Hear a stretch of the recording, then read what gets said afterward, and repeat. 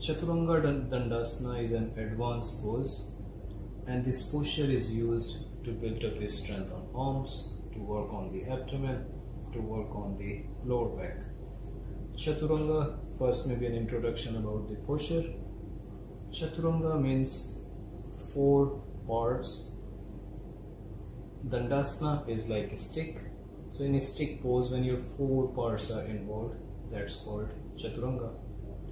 To practice Chaturanga first, it's very important to warm up your body and to gaze on front side. Maybe 5 seconds, 10 seconds in this stick pose. After this stick pose, we cross the legs in Sukhasana just to release the stress, to work on adductors. As you work in this position, lift up the buttocks and hold this variation of crossing legs in which your body weight is on arms.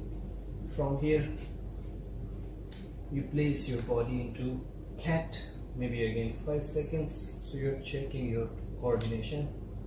Now from here, we will tuck the toes in, and with the support of toes, we will lift up the hip region, we will lift up the lower body.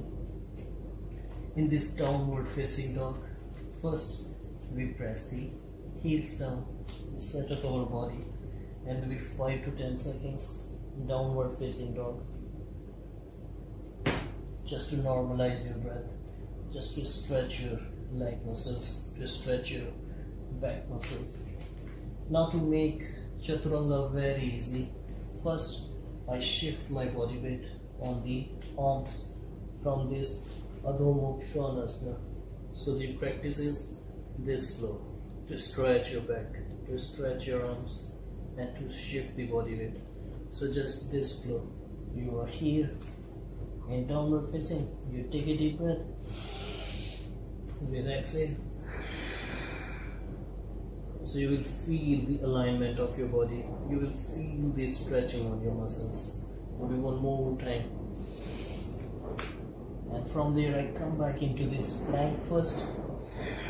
It's very important to hold plank before Chaturanga. As you are mastered in plank, bend the elbows and you drop the chest down, you drop your chin down, and this is the balancing of Chaturanga. Maybe 5 seconds, 10 seconds. As you need to come back, first hold Urdhva Mukha Svanasana or upward facing dog, and with exhale out at last, you come back into downward facing dog, and at last, as you complete this posture, come back into the first variation, Vajrasana, and you release the tension of your body. You allow the blood to circulate on abdomen. So this was the working of Chaturanga Dandasana. This is an advanced pose, but you can make it step by step, very easy. I would come on the next subject, which is the benefits of Chaturanga. The benefits are to develop strength, to develop the coordination, and to make your body in a perfect way, in a perfect direction. Now the precaution, there are few precautions who should do or who should not do Chaturanga. The people who are in intermediate level, they should go for Chaturanga. But if you have any wrist problem, elbow problem, shoulder problem, maybe it's better to hold downward facing, and after that plank, at last slowly to put pressure here. So there are the things, please follow and please practice in a proper way. And thank you so much for watching the video. If you liked it, please press on the like button and subscribe our channel for another interesting points of yogic working.